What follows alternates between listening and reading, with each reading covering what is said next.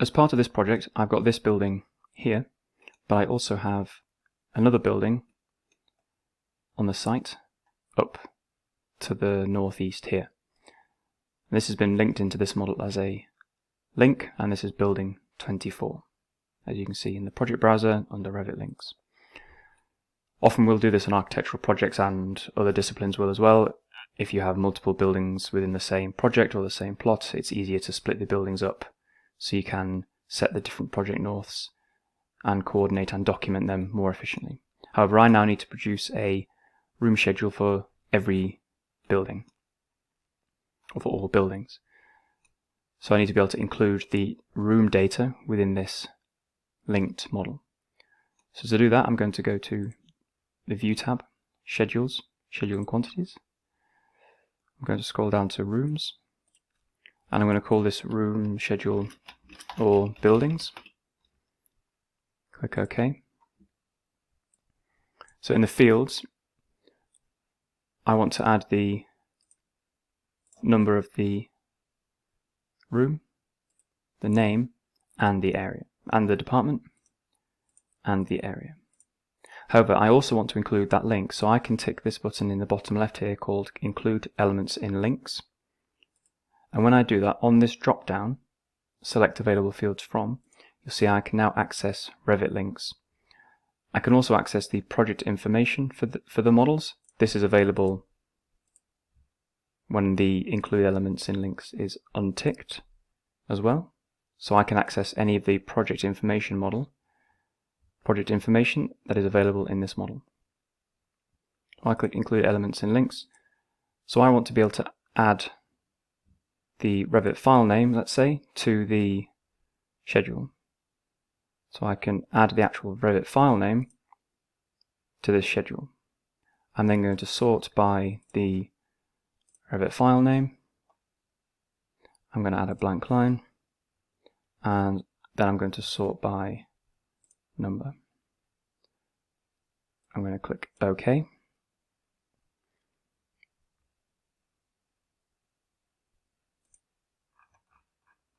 And you can see that when I scroll down, the Revit link file name for the rooms in this model is blank because it is not a link.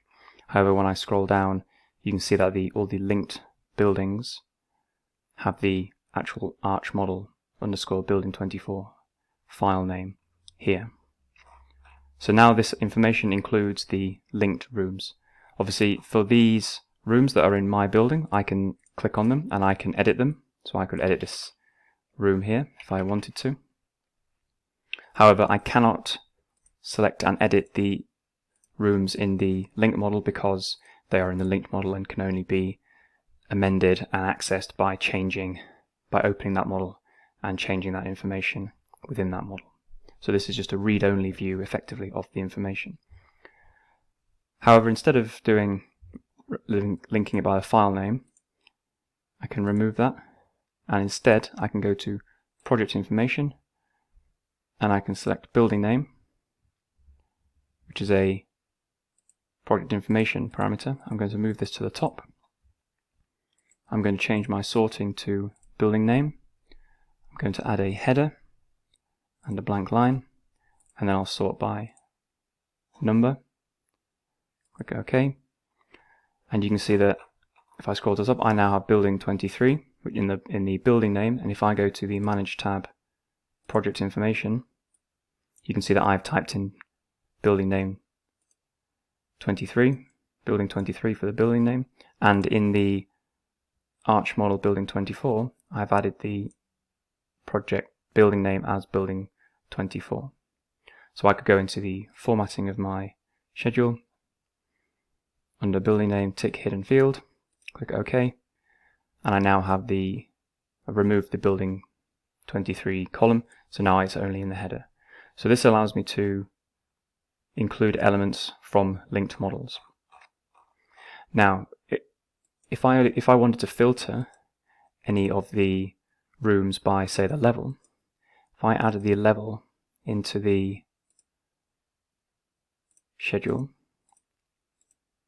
and I sort by the level, then by the number, I'll add a header for the level and the blank line, and I will also hide the level. So I have ground floor, first floor, second floor for building 23, and then ground floor, first floor, second floor for building 24. If I wanted to filter, you'll notice that I cannot filter by the level parameter. This is because in multiple buildings you might have different level names, and therefore you couldn't filter by the level attribute. So this makes it a little bit more complex.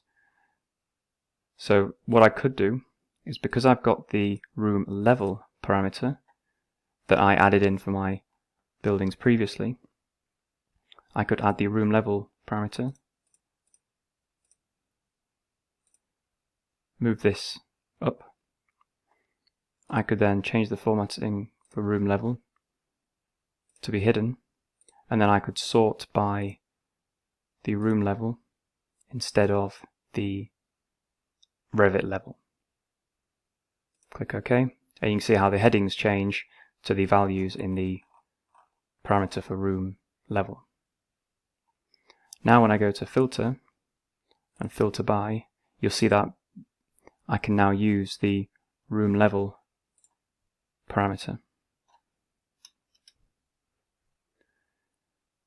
Now the reason I can use the room level parameter is because it is a shared parameter and not a project parameter, so it shares the same global unique identifier across all the models. So I can say room level equals 0, 0, click OK, and it will now filter only the ground floor building rooms in buildings 23 and 24. So this is a neat little workaround to be able to filter by level. Obviously what you can't do is you can't use the standard at or above or below for the options that you would normally use for level, but this is a workaround that allows you to filter by certain levels if you need to. Sometimes you might have multiple links in your project, and you might only want to show certain rooms from certain models in your project or in this schedule. In order to do that, you can go to your Visibility Graphics Overrides, click Edit, and under Revit Links, this little section has now appeared because I have a Revit link in, and I can select to hide or include this model. If I had more models, they would be listed down here, and I could tick and untick the relevant models that I needed. So that is how to include elements within your schedules from linked models.